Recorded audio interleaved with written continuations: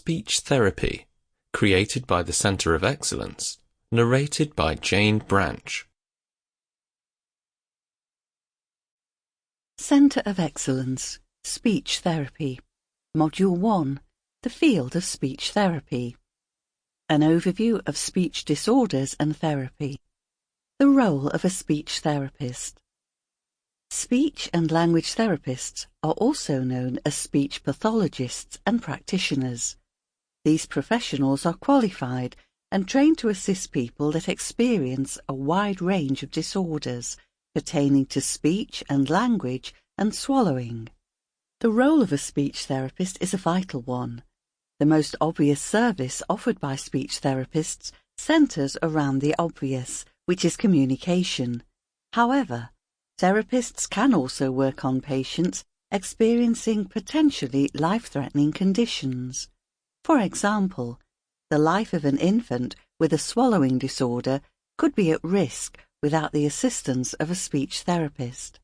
Speech therapy patients are not always diagnosed with speech and language disorders. In fact, a small number seek the services of these therapists when wishing to modify their accents. Therapists can be of great assistance to those who speak English as a second language, and others who have a regional dialect that they prefer to alter for work-related reasons. Young children with speech impediments such as stuttering, or those born with cleft palates, are generally referred to speech therapists by medical professionals. It is not uncommon for people who may have never dealt with speech disorders to acquire a condition that affects their ability to communicate clearly and effectively. Stroke patients are prime examples, as are those with speech disorders due to vocal misuse or abuse. As you can see, speech therapists and practitioners work with a diverse and wide range of people from varying backgrounds. As we can see, speech therapists deal with conditions that stem from issues dealing with language and speech. However, they can also assist people experiencing issues with speech and communication because of hearing disorders. Speech and language therapists are of great help to the deaf and hard of hearing and help them to develop more effective methods of communication. Speech therapists tend to work alongside audiologists and other ENT, ear, nose and throat health professionals when working with deaf or hard of hearing patients. The following section illustrates additional areas in which speech therapists tend to specialize. Areas of interest for speech therapists. Communication disorders. When deliberating upon communication disorders, it is imperative for us to realize that such conditions are not isolated solely to issues with speech. Rather, disorders pertaining to communication include areas dealing with language and hearing abilities.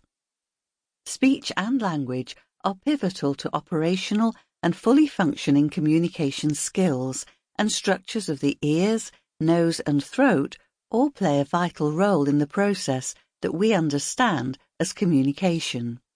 The individual structures belonging to the ears, nose and throat are fundamental to our ability to speak, breathe, listen and swallow. These areas, therefore, are of interest to speech therapists. Conditions affecting children. As explained in the previous section, speech therapists treat a wide variety of disorders and work with a range of people from diverse backgrounds. A significant amount of work carried out by speech and language therapists also involves disorders that primarily affect children. An understanding and interest in the ways in which language is learned, developed and produced at the various stages of childhood is imperative to speech and language therapy. Speech impediments, such as stuttering and mispronunciation, are categorized as communication disorders, as these conditions can lead to inabilities in the proper formulation of speech and language.